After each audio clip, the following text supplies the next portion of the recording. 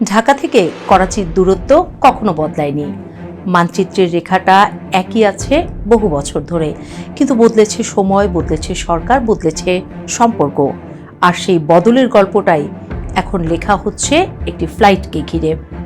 ঢাকা থেকে সরাসরি করাচি দেখতে একটি সহজ এয়ার রুট, কিন্তু কেন এটি এত জটিল?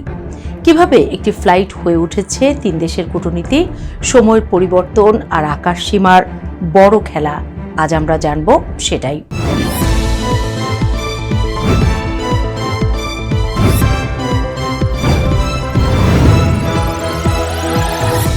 2012 সালের পর ঢাকা করাচির সরাসরি ফ্লাইট বন্ধ ছিল। কেন? কারণ তখন সম্পর্ক ছিল সীমাবদ্ধ এবং আকাশের পথও কঠিন, বিশেষত ভারত ও পাকিস্তানের মধ্যে রাজনীতির কারণে। ঢাকা থেকে করাচি যাওয়া যাবে সবচেয়ে কম সময় যদি সরাসরি ভারতের আকাশ ব্যবহার করা যায়। ঢাকা থেকে করাচি সোজা রুটে প্রায় 2300 কিলোমিটার, সময় প্রায় 3 ঘন্টা। কিন্তু যদি ভারত অনুমতি না দেয় তবে বিমানকে দীর্ঘ পথ ঘুরতে হবে, সময় লাগবে প্রায় 8 ঘন্টা। শেখ হাসিনার শাসনামলে বাংলাদেশ পাকিস্তান সম্পর্ক ছিল সতর্ক, নিয়ন্ত্রিত আর সীমাবদ্ধ।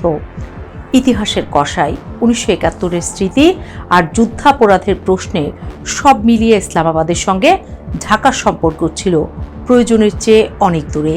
সেই সময় সরাসরি ঢাকা করাচি ফ্লাইট বন্ধ হয়ে যায়, কূটনৈতিক যোগাযোগ ন্যূনতম পর্যায়ে নামে। পাকিস্তান প্রশ্নে ঢাকা স্পষ্ট নয়াদিল্লির অবস্থানের কাছাকাছি থাকে। আকাশ তখন শুধু আকাশ ছিল না, আকাশ ছিল রাজনৈতিক অবস্থানের একটি বড় অংশ। ভারতের সঙ্গে ঘনিষ্ঠ সম্পর্ক, নিরাপত্তা সহযোগিতা আর আঞ্চলিক কৌশল, এই সব কিছু মিলিয়ে শেখ হাসিনার আমলে এমন কোনো সিদ্ধান্ত নেওয়া হয়নি যার নয়াদিল্লিকে অস্বস্তিতে ফেলতে পারে। ঢাকা করাচি সরাসরি ফ্লাইট সেই তালিকাতেই ছিল। 2024-এর পর বাংলাদেশের রাজনীতিতে দৃশ্যপট বদলাতে শুরু করে। ঢাকা আর ইসলামাবাদের মধ্যে কথাবার্তা আবার শুরু হয়, দূতাবাসে আলো জ্বলে, ফোন কল বাড়ে, বৈঠক হয় নীরবে। এই সম্পর্ক বদলের ভেতরেই একদিন ঘোষণা আসে, 29 জানুয়ারি 2026 থেকে ঢাকা করাচি সরাসরি ফ্লাইট চালু হবে। খবরটা ছোট ছিল, কিন্তু তার ছায়া অনেক বড়। 2024-এর গণ আন্দোলনের পর ক্ষমতার কেন্দ্র বদলায়, কূটনীতির ভাষাও বদলায়। নতুন বাস্তবতায় পাকিস্তানের সঙ্গে যোগাযোগ বাড়ে মন্ত্রীদের আর জেনারেলদের আসা যাওয়া। সম্পর্ককে ইতিহাসের ভাট থেকে বের করে বর্তমান স্বার্থে দেখার চেষ্টা শুরু হয়। বাণিজ্য, যোগাযোগ ও প্রতিরক্ষা আলোচনা সামনে আসে। এই ফ্লাইট চালুর ঘোষণা শুধু একটি রুট নয়, এটি ছিল শেখ হাসিনা পরবর্তী পররাষ্ট্রনীতির একটি স্পষ্ট সংকেত। কেন সেটি বলছি। শেখ হাসিনার সময় যেমন এখনো তেমন, এই ফ্লাইটের মাঝখানে দাঁড়িয়ে আছে ভারত। তবে পার্থক্য হলো দৃষ্টিভঙ্গিতে। আগে ঢাকা নিজে থেকে এমন সিদ্ধান্ত এড়িয়ে চলত যা ভারতের কৌশলগত স্বার্থে প্রশ্ন তুলতে পারে।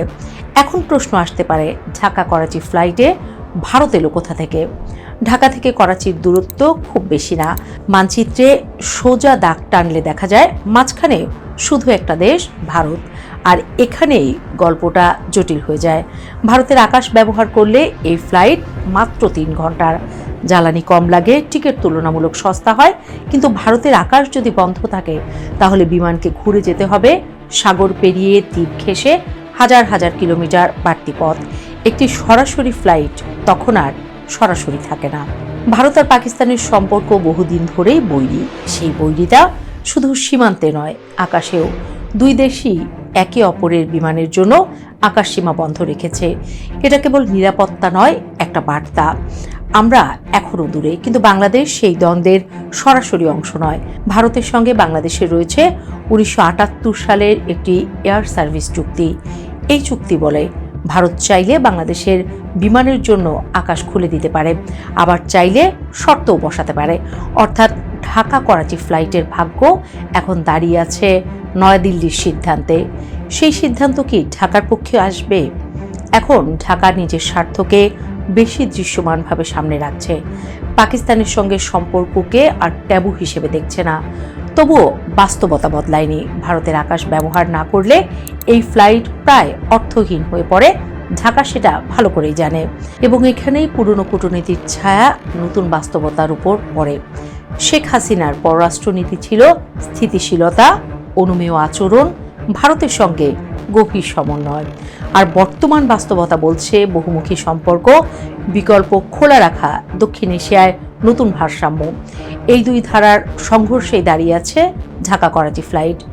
একদিকে অতীতের সতর্কতা, অন্যদিকে বর্তমানের পরীক্ষামূলক সাহস। নয়াদিল্লি দেখছে শেখ হাসিনার সময়ের মতো এখন আর সব সিদ্ধান্ত স্বয়ংক্রিয় নয়। বাংলাদেশ নতুনভাবে পাকিস্তানকে জায়গা দিচ্ছে, আঞ্চলিক সমীকরণ ধীরে ধীরে বদলেছে।